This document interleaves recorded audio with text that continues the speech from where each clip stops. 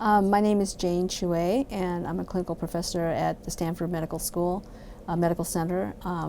Clinically, I work as a high-risk obstetrician, which means we see high-risk pregnancies, and I also do fetal ultrasounds on pregnancies in general, looking for fetal anomalies. What makes a pregnancy at risk or high risk?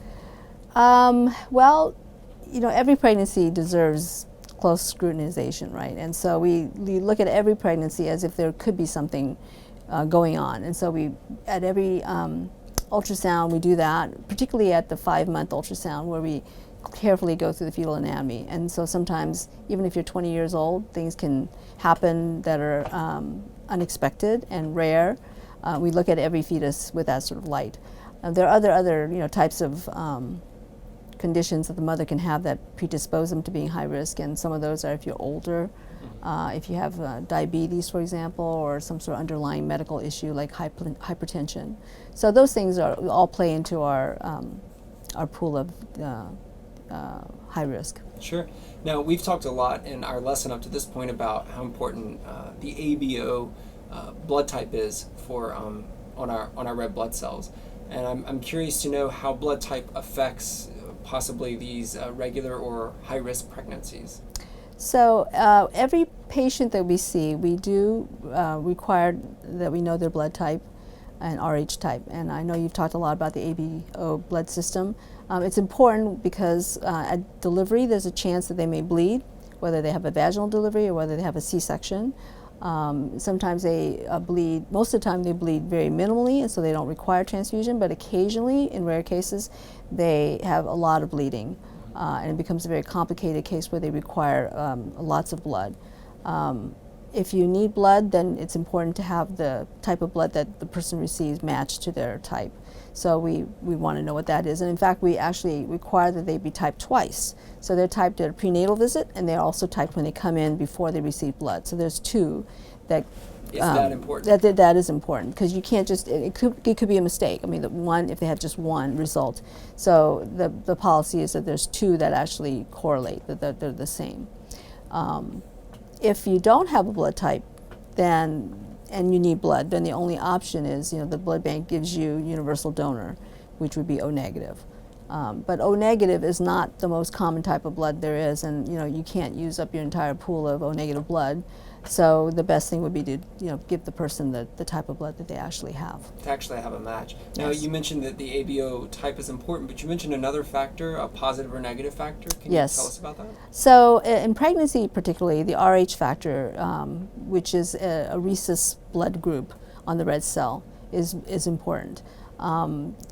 This refers to a group of antigens, the most common being the D antigen, and there's a D positive group and there's a D negative antigen. In other words, they're missing the D antigen. So everybody has two alleles, right? So they could be D positive, or D positive, D negative, or D negative, D negative. So it's kind of like the O type, where O is nothing, whereas you have A, B, or nothing. Correct, exactly. So just like with A blood type, you can have homozygous A, which would be A positive, or heterozygous A, which would be A plus O, right, or A O. The rhesus group also is the same thing. So you can have D plus, which would be homozygous D plus, or you can have D plus, D negative, which would be heterozygous D plus, or you can have D negative, which would be D negative, D negative. Right, and we'll learn a lot more about dominance actually in one of our lessons, lesson 5, where we'll learn that the D plus allele then is dominant. Right. And so this becomes an issue when we find an Rh negative woman who's D negative. So if she marries a partner who is not Rh negative, in other words, he's Rh positive, and he's either D plus, or D plus D negative, both of them which are considered, D or Rh positive, then there's a chance that her child could be Rh positive, either D plus, well actually would have to be 100% D plus D negative, right? Right. Because one of the genes comes from her and it'll be D negative, and the other one is going to come from her partner. So we need to know what her partner's genotype is for the Rh antigen. And we need to know if the fetus has, 100% chance of being Rh positive, which this fetus would have if the father was homozygous Rh positive. In other words, he had 2 copies of the D gene. That would obviously result in a fetus that's heterozygous Rh positive.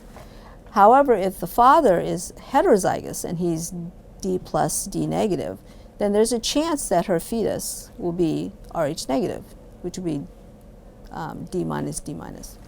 And so just to be clear here then, the risk here is that the mother would be Rh negative and the baby's Rh positive. Correct. And if the mother's and the baby's blood were to see each other, that the mother's blood might not recognize the Rh positive in the baby's blood and attack it or something? No, basically, if the mother's Rh negative and sees the Rh positive in the fetus blood, fetal blood, then it will recognize it as being foreign, because she's never seen the D antigen until she became pregnant. Right. And so what happens when that? So let's say this scenario happens. What happens next? So what happens is, if that happens, then her antibody screen will come back positive, that she has an antibody.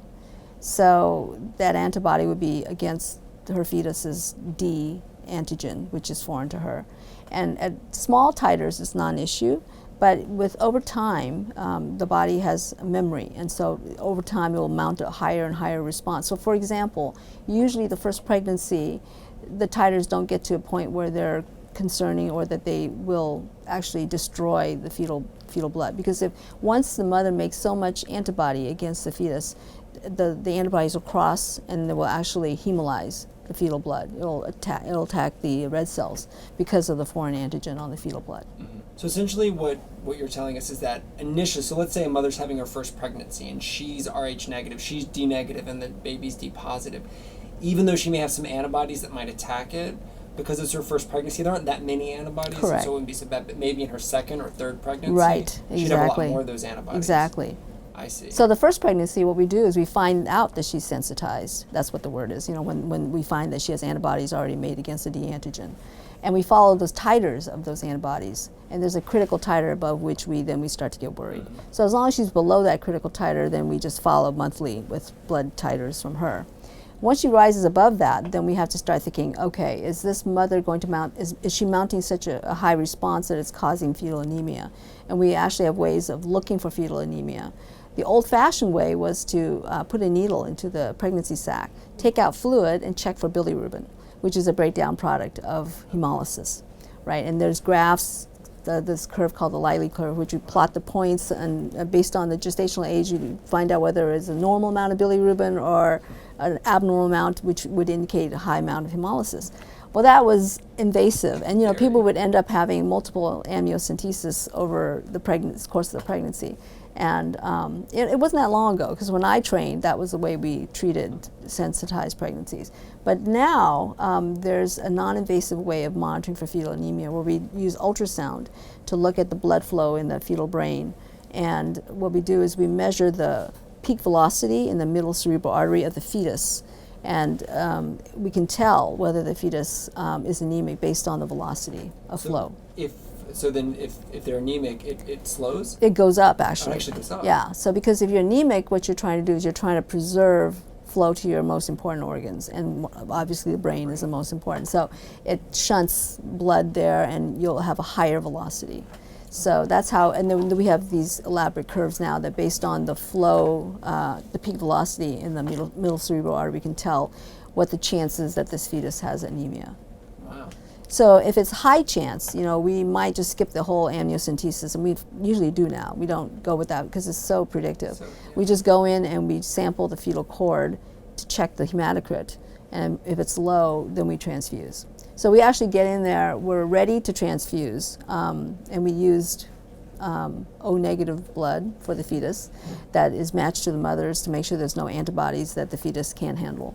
And we check the crit, but we usually have an idea where it might be, and there's these charts. So if we find out the hematocrit is 10 or 15, then we know how much to transfuse.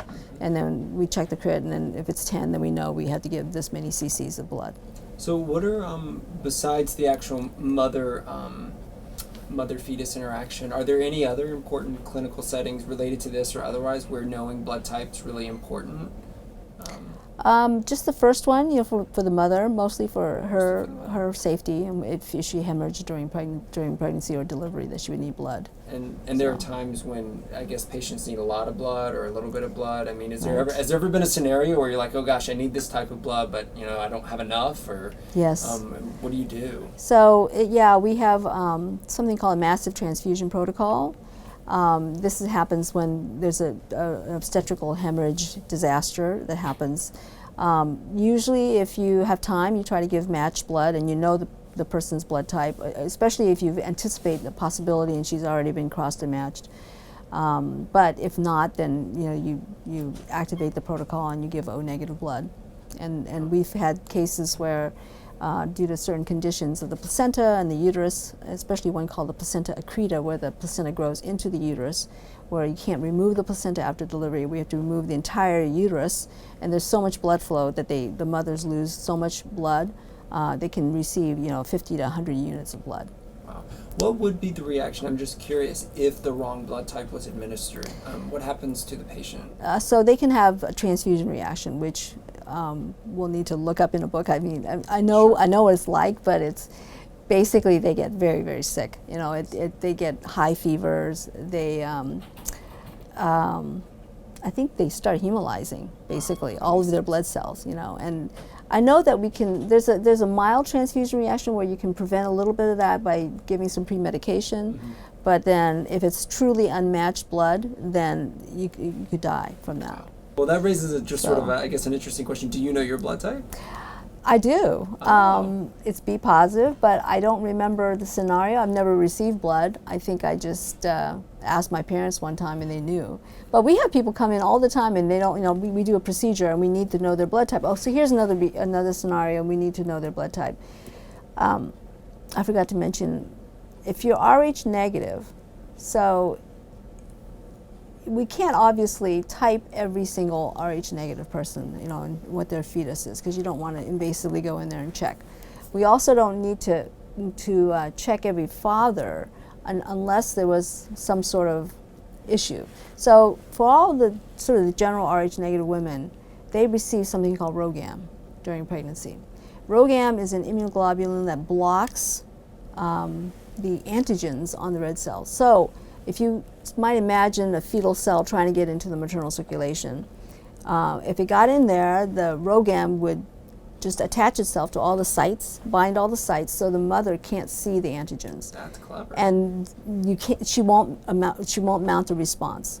So that way, if the fetus happened to be Rh positive, that's correct, then she won't see the positive D antigen. And so that's what we use Rhogam for. Rhogam is given in the middle of pregnancy, around 28 weeks, on all Rh negative women, just by the chance that perhaps that fetus might be Rh positive. How many women are Rh negative in general? So about 5% of the Caucasian population in the United States are Rh negative. I see.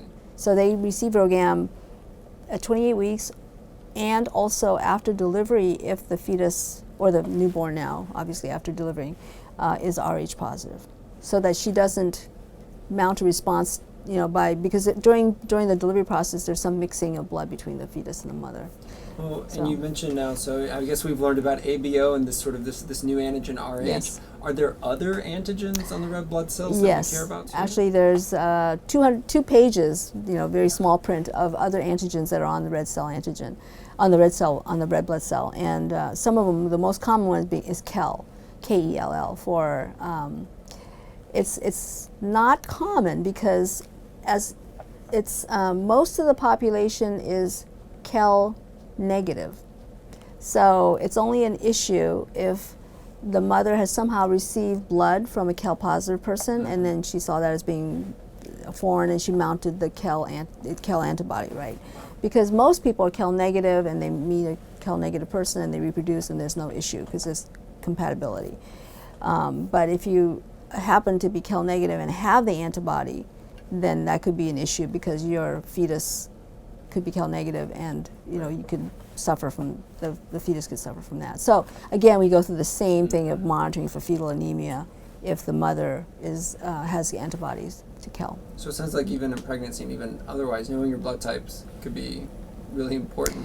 So we do have people come in for procedures that, like an amniocentesis, and if they're Rh negative and they're not sensitized, they have no antibodies, we don't want them to be sensitized, so they would get Rhogam. So we do need to know their blood type and their Rh type for that reason. We don't really need to know the ABO at that point because we're not giving them blood, but we really need to know their Rh type because if they're Rh negative, they would get Rhogam. Most people don't know their blood type. I don't know that that's a critical thing that you know right this minute, but obviously, the time of birth, or if you're going through some sort of procedure surgically, the hospital would say, oh, you need to be typed just in case. If there's a significant risk that you might receive some blood, you should be typed. Great. I want to just finish up. I'd love to just hear a little bit more about your background and how you actually found yourself in sort of the OB realm of medicine. Well, I think like you, in high school biology, I was really interested in reproductive medicine. I just thought it was very beautiful, just how the life is created and all the different things that have to go right in order to create a new person. And so from that intellectual interest, I carried that into medical school. When I did my OB rotation, I found that the people who were in OB were very upbeat and optimistic and energetic in general. And I think, because most of our outcomes are good, it's in general a happy field because we get to see beautiful babies and twins and triplets and some quadruplets. So there are all kinds of things, and yet there's another component where it's very intense with fetal anomalies, also high-risk mothers that have had bad histories where they've lost pregnancies and they're hoping to get a good one this time. So there's a whole mixture of both happy and yet very intensely possibly sad. That we feel like we can do, make a difference with. And so that's what drew me to OB, and that's why I like high-risk OB, because of the chance to be able to help people who have not had such a great outcome in the past. How do you see genetics playing a role in the future of both, OB, pregnancy, and maybe medicine in general? Well, genetics is really the future, it's occurring, and the knowledge that's happening in genetics is occurring at such an incredible speed. It helps us every single day. I mean, when we see an ultrasound, we wonder if this is a genetic thing. We wonder if there's testing for it. We wonder if we can do it from maternal blood or whether we need to do an invasive procedure to find out what the answer is. So all those questions, can change from like week to week. And so it's truly amazing what genetics is able to offer us. One example I just want to give you is this Rh group system again. So in the past, if the father had the D antigen and could pass it to the fetus, and we weren't sure if the fetus had it or not, we would have to do an invasive procedure like an amniocentesis or something called chorionic villus sampling, which is done in the first trimester, and that would be able to type the fetus's genotype for the Rh group. In the future, they're hoping to be this on maternal blood, and that's a step forward in genetics because eventually, hopefully, we could avoid having to do invasive procedures to get information. And already we're moving in that direction, even with testing for Down syndrome. Mm-hmm. It's moved into the maternal blood. So we're doing much fewer invasive procedures because of that. So what's the basis behind that? Just really quickly, is that the fact that there are blood cells from the... Yes. Okay. So there are actually it's not blood cells. Now we're talking about DNA. So there's free-floating DNA from the fetus. From the fetus in the mother's circulation. They were for many years looking for intact cells. Yeah. But it turns out intact cells are problematic because they can last for a long time. They can even be from the past pregnancy. So, but free-floating DNA is very short-lived, or relatively short-lived. Is it from hemolytic events? Yes, it's from apoptosis, which is a word meaning cell death. And so these cells that die, and they're supposed to, they turn over, release the DNA, and they're found in maternal circulation. And because of our incredible technology, we're able to detect such minute amounts of DNA and be able to separate that from the maternal in a very complicated fashion, sure, which I won't go into here. But by using those techniques, they're able to determine, like for example, the fetal Rh type by just drawing blood on the mother. Now, it's not perfect yet. I mean, and I think a test like this has to be perfect because you don't want to misdiagnose, for example, and tell the patient that your fetus is D negative and is not at risk when actually it was D positive. So you can't tolerate any mistake, right? You can't have any error in this part. It has to be 100% accurate. So when it becomes like that, then we could possibly diagnose on maternal blood. With Down syndrome, I think it's already very close. I mean, it's something like 1 in 10,000 risk if you have a negative test on the blood. Oh, wow. Yeah, so they're able to reduce your risk to a very, very, very low number based on that. So I think, you know, genetics is fascinating. That's another reason I went to high-risk OB, because I really love genetics. I actually did a genetics fellowship in addition to my high-risk OB fellowship. So it's a nice supplement because a lot of it goes hand in hand, and everything you see now in OB and ultrasound, prenatal ultrasound, is tied into genetics somehow. Very cool. Thank you for what you do. Thank and you. for interviewing with us. Oh, my pleasure. My pleasure. Thanks a lot. Yeah, thanks. Okay.